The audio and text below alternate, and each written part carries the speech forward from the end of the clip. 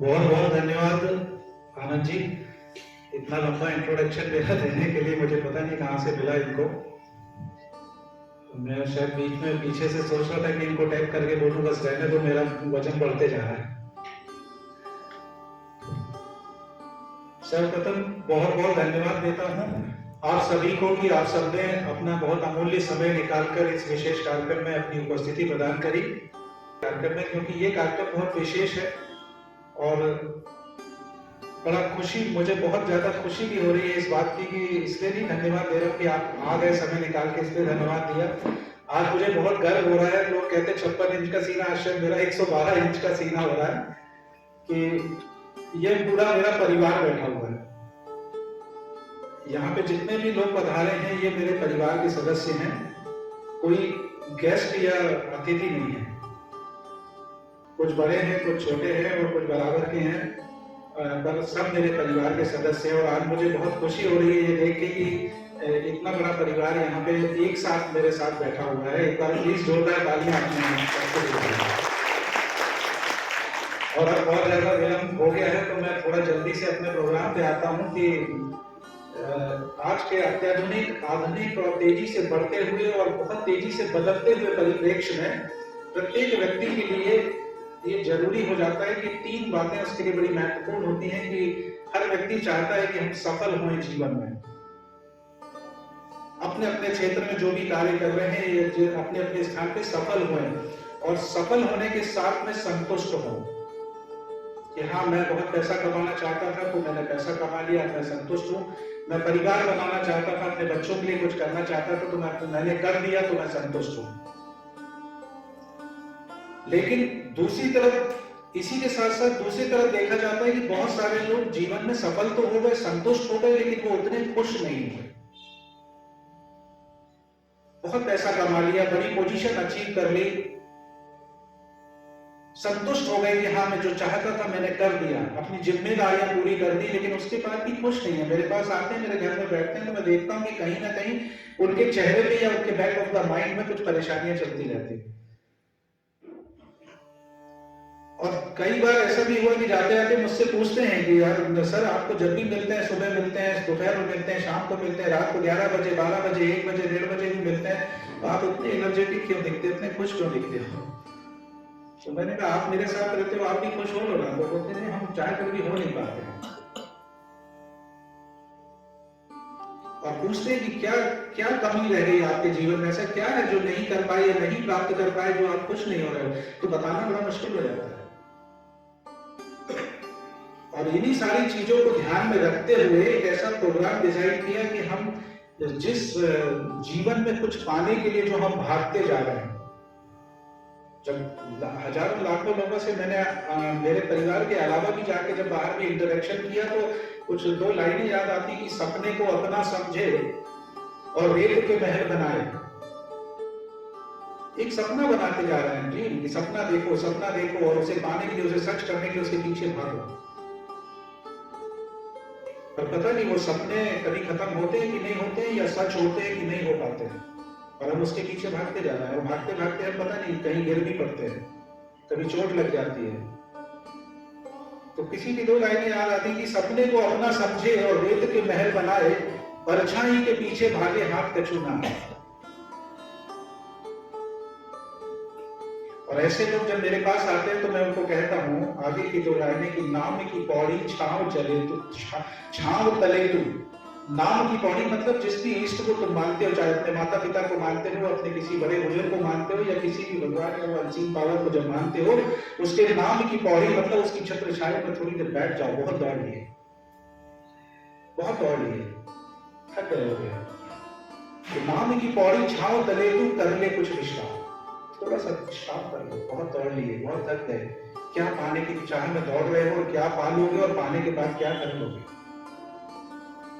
जैसे आए थे वैसे ही चले जाओ। तो ये जो एक शब्द था खुश रहना, सफल तो हो गए, संतुष्ट तो हो गए, लेकिन खुश क्यों नहीं हो पा रहे थे? किस सपने को पाने की दौड़ में दौड़ते जा रहे थे, थक गए, गिर गए, चोटिल हो गए। उसी चीज को ध्यान में रखा तो मुझे लगा कि मैं एक प्रोग्राम को डिजाइन करता हूं कि हम कहां से चले थे बड़े गर्व के साथ कहते हैं कि हम हिंदुस्तान की धरती में पैदा हुए, जो पूरे विश्व में जिसकी संस्कृति सबसे पुरानी और सबसे मजबूत और सबसे अच्छी थी, आज है और आज आगे भी रहेगी, ये मुझे पूरा विश्वास। और इसी चीज को ध्यान में रख के आज का प्रोग्राम जो है बहुत विशेष रूप से इस प्रोग्राम को डिजाइन किया गया। आमतौर पे ये प्रोग्राम जो डिजाइन आप देखेंगे तो शायद आपको एहसास होगा कि बहुत कॉमन नहीं है और आमतौर पे इस तरह के प्रोग्राम्स बहुत कम होते हैं। तो मुझे लगा कि मैं नए साल की शुरुआत में एक अच्छी सोच, अच्छी मंशा के साथ अगर अपने परिवार के साथ में एक नए साल की शुरुआत करता हूं तो मेरा, ना सिर्फ मेरा, मेरे पूरे परिवार का नया साल और आने वाले जितने भी साल हैं वो इतने ऐसे कुछ हो जाए कि हमारे सारे परिवार के सदस्य सफल हों, संतुष्ट हों और उसके साथ खुश हों। इंडियन इथोस शब्द देख के बड़ा अजीब सा लगता है कि ये बड़ा नया शब्द है, लेकिन ये बड़ा कॉमन शब्द है। ये अंग्रेज लोग कुछ कुछ छोड़ गए यहाँ पे हमारे लिए, इसीलिए आज हम इसको मिटाने के लिए लिख दिया। ये इथोस मीन्स हमारी संस्कृति, हमारा कल्चर। कोई बहुत ज्यादा बड़ा वर्ड नहीं है और बहुत वो नहीं है, और इसमें हम आगे बढ़े इसके लिए सभी प्रबुद्ध जन यहाँ बैठे हैं और मेरे बहुत सारे गुरुजन भी यहाँ बैठे, तो उन सबके लिए 2 लाइन समर्पित करता हूँ कि गुरु गोविंद दो खड़े काके लागू पाए, बलिहारी गुरु आपकी जो गोविंद दियो मिलाए। आज मैं जो वहाँ भीड़ से उठ के यहाँ तक खड़ा हूँ, तो आप सभी जो गुरुजन यहाँ उपस्थित हुए हैं उन सबके आशीर्वाद से ही मैं यहाँ तक पहुँचा हूँ, तो उनके चरणों में प्रणाम करता हूँ। और आगे अपने इसलिए अपने कार्यक्रम में आता हूँ कि इंडियन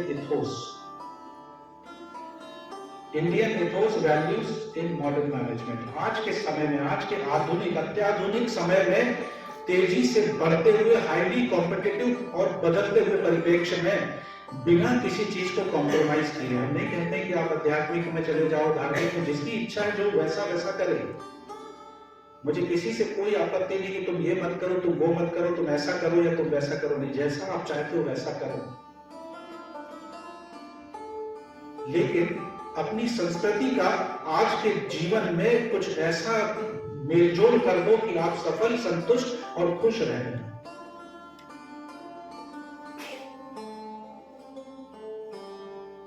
टॉपिक है, इसकी शुरुआत कहां से होती है? इसकी शुरुआत होती है सेरेनिटी।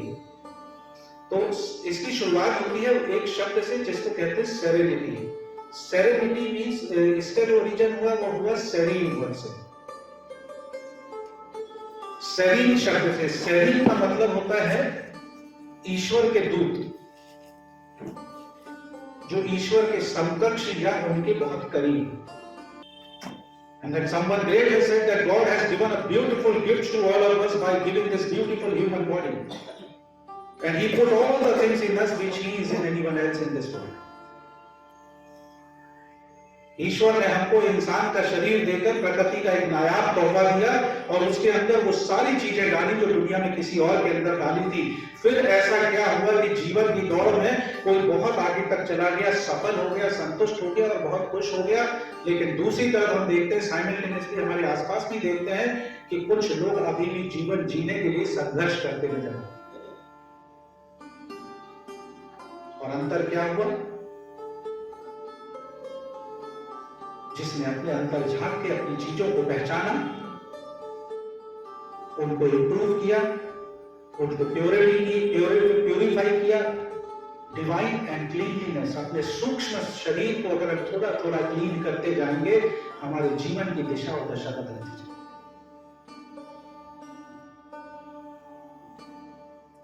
और ये क्यों? संजय चौबे जी ने कह दिया इसलिए नहीं। फिर से हम अपनी संस्कृति की बात कर रहे हैं तो फिर उसमें लिखा है, नरतम सब नहीं कवने हो देही, जीव चराचर जांचक देही। 84 लाख योनियां, 84 लाख योनियों को 6 कैटेगरीज में डिवाइड किया गया। कितने साल हम जीव बनेंगे, कितने साल हम जंतु बनेंगे, कितने साल हम पक्षी बनेंगे, कितने साल हम जानवर बनेंगे, कितने साल हम कीट पतंग बनेंगे, ये सब डिफाइंड है। आप गूगल में डालो, आपको दिख जाएगा। अगर अभी तक नहीं देखा तो आप देखो।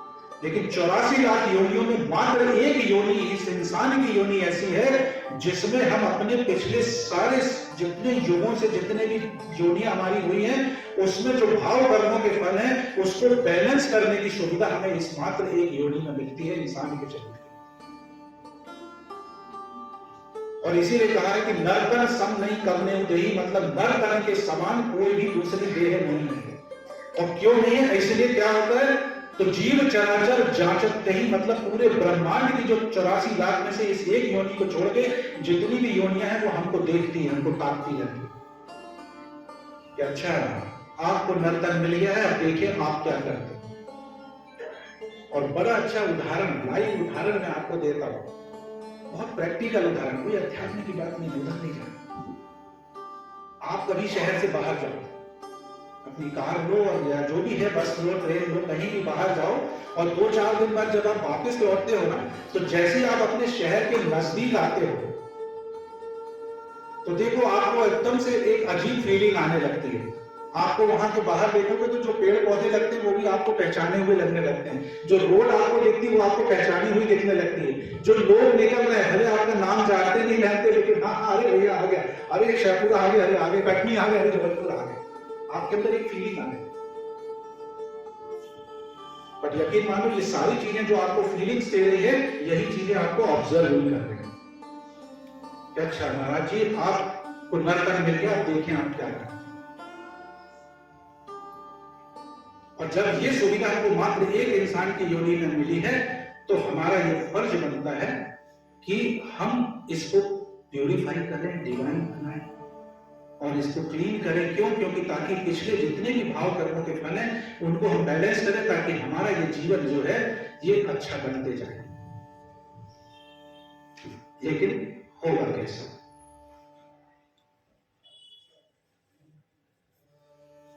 और इसी चीज को जानने के लिए मैं स्लाइड्स जल्दी जल्दी आगे की भी दिखा सकता था, बता सकता था, लेकिन जब तक आज के कार्यक्रम के मर्म को नहीं समझेंगे, महात्म्य को नहीं समझेंगे, महत्व नहीं महात्म्य को नहीं समझेंगे, तब तक शायद आगे की स्लाइड्स में आपको आनंद नहीं आए। इसलिए थोड़ा सा समय मैंने यहाँ पे लिया और अब मैं धीरे धीरे आपको अपनी संस्कृति की तरफ लेके चलता हूँ। जैसे मैंने कहा कि नर्तन सम नहीं करने ही देही, जीव चराचर जाचकते ही। क्यों ये सब ऑब्जर्व करते रहते हैं? क्योंकि स्वर्ग नर अपवर्ग नसेनी ज्ञान विहाग भगत सोधी, मतलब यही इंसान की योनि का एक शरीर, योनि ऐसी है जिसमें आप अपने लिए स्वर्ग और नर्क का रास्ता तय कर सकते हो। ओह मिस्टर चौबे, स्टॉप इट, रुक जाओ मिस्टर चौबे में। क्यों? बोले ये नर्क और स्वर्ग तो बहुत सुनते आ रहे हैं, और मैं उस नर्क स्वर्ग की बात नहीं कर रहा हूं जो मरने के बाद जाते हैं। किसको मालूम है मैं मरने के बाद स्वर्ग गया नर्क गया? Who will decide that, who will justify that? कोई जस्टिफाई कर सकता है कि हाँ मरने के बाद मैं स्वर्ग गया नर्क गया? नहीं, सब कुछ इसी जीवन में। इस जीवन में अगर आप सफल हो, संतुष्ट हो, खुश हो तो ये आपके लिए स्वर्ग है। और अगर इस जीवन में अगर आप सफल हो, संतुष्ट हो, लेकिन खुश नहीं हो तो यही तो नर्क है। तो लाइनें पूरी हुई अपनी संस्कृति की। नर्तन सम नहीं करने देही, जीव चराचर जाचकते ही, स्वर्ग नर अपवर्ग नसेनी ज्ञान विहाग भगति। सो क्यों? क्योंकि इसी जीवन नर्तन की योनि में ही हमें ये सुविधा प्राप्त है जिससे हमें ज्ञान प्राप्त, आत्मज्ञान की प्राप्ति होती है, आत्मबोध होता है। विहाग मतलब वैराग्य। वैराग्य मतलब वो नहीं कि हम वैराग्य लेके जंगल में चले गए, विहाग मतलब अपनी अपेक्षाओं को, इस माया मोह के झंझट से अपने आप को कंट्रोलिंग अवस्था में पहुंचा देना कि मैं किसी चीज का आदी नहीं। बोला जाए कि कलयुग मतलब कर्म प्रधान। बहुत सारे लोग बोलते हैं भैया हम तो पूजा पाठ नहीं करते, हम तो अपने कर्म को ही पूजा समझते हैं। बहुत अच्छी बातें करो, लेकिन फिर ऐसा क्या है कि आप फिर भी इतने सफल या संतुष्ट या सफल संतुष्ट हुए तो खुश नहीं हो पाते। कर्म की परिभाषा क्या है? कलयुग में कर्म की परिभाषा क्या दी और उसको समझने की अपन थोड़ा सा समझने की कोशिश करें कि क्या है कि बहुत बार भाव आता है कि मैंने ये किया, मैंने ये पढ़ाई करी, आज मैं खड़ा होकर बोलूं कि नहीं मैं इतना बड़ा आदमी बन गया कि मैं लेक्चर दे रहा हूं। तो अतुल जी मैडम जैन बैठी हैं, हमारे श्रीवास्तव सर बैठे हैं, जिन्ना सर बैठे बोले कान पकड़ के खिड़की के बाहर बैठे बोले चल चौबे जी बोले हमने इतने साल क्या पापड़ बेले। ज्ञान तो असीमित है। हम दावा करते मैंने ये किया, मैंने मकान बना लिया, मैंने बच्चों की शादी कर दी, मैंने ऐसे किया गया, मैंने इतना पढ़ाई कर ली, मैं इस पद पे आ गया। जिस समय ये भाव मन में आते हैं उसी समय हम परेशानियां होती हैं। और हमारी संस्कृति हमारे कर्म की परिभाषा क्या कहती है कि हमारा शरीर में ईश्वर के द्वारा या जो भी जिस अनसीन पावर को आप मानते हो उसके द्वारा दी गई एक जिम्मेदारी को अपने शरीर के माध्यम से परफॉर्म करना।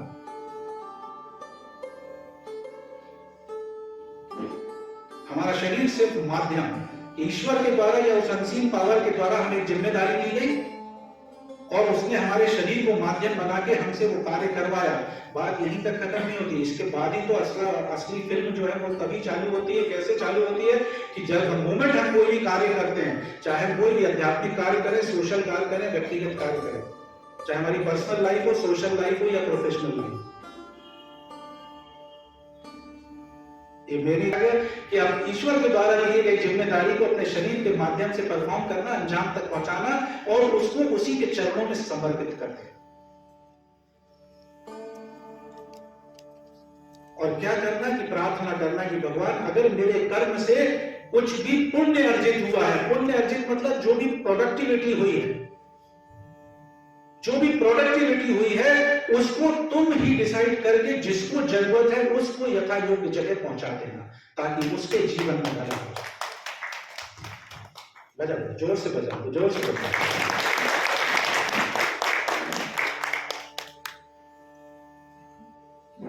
क्यों? क्योंकि जब ये जितना ज्यादा आप ये करते चले जाओगे उतने ही जल्दी ये लौट के आपके पास आएगा, क्योंकि ये ब्रह्मांड का प्रकृति का नियम है कि इस प्रकृति को, इस दुनिया को, इस ब्रह्मांड को जो आप देते हो वही चीज लौट के आपके पास आती है। Whatever you are distributing to this entire world, the same thing is coming back to you. और जितना ज्यादा आप ये डालते जाओगे उतने जल्दी आपके पास लौट के आएगा और आपके जीवन में वो सारी चीजें होने लगेंगी जिसके लिए आप परेशान थे, जिसके कारण आप खुश नहीं थे। It's just like a pipe. एक प्लास्टिक का पाइप होता है, दो छोर होते हैं, हम जितनी तेजी से यहां से पानी डालते हैं दूसरी छोर से उतनी तेजी से निकलता है।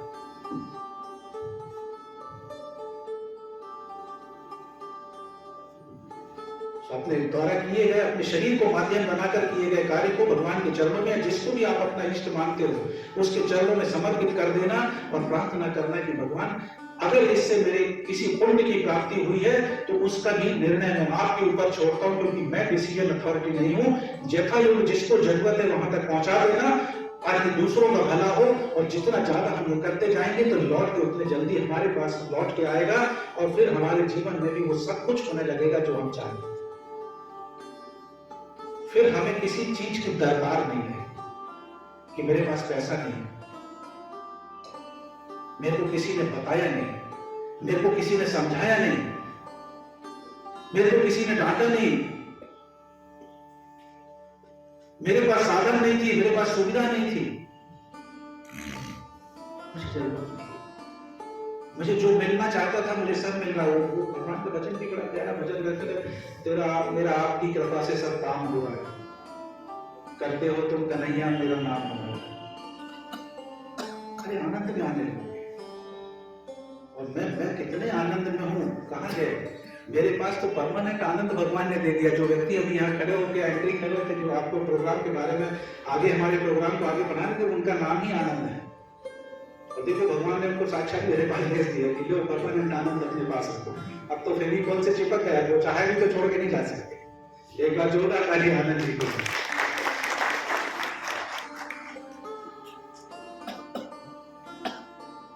और यही चीज है, जब इस भाव से अगर आप किसी भी कार्य को करते हो तो ये भाव क्या करेगा, आपको एकाग्र चित्त होने में मदद करेगा।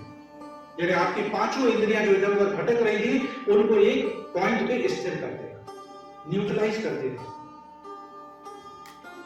तब आपको शांति मिलेगी और जब शांति मिलेगी तो आप खुश हो जाएंगे। क्या हुआ, तुम्हारा ये काम नहीं हुआ? अरे हो जाएगा।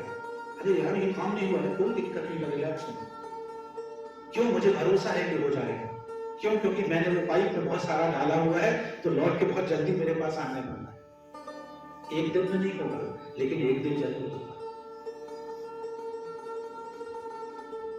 एक दिन जरूर होगा। और यही चीजें हमको हमारे मानसिक रूप से, फिजिकल रूप से, मेंटल रूप से, साइकोलॉजिकल रूप से, फाइनेंशियल रूप से, सोशल रूप से और एनी अदर कली, फिजिकली, मेंटली, सोशली, फाइनेंशियली, पता नहीं कितनी कली कली बनानी है, सारी कली से हमको बड़ा शांति बनाना है।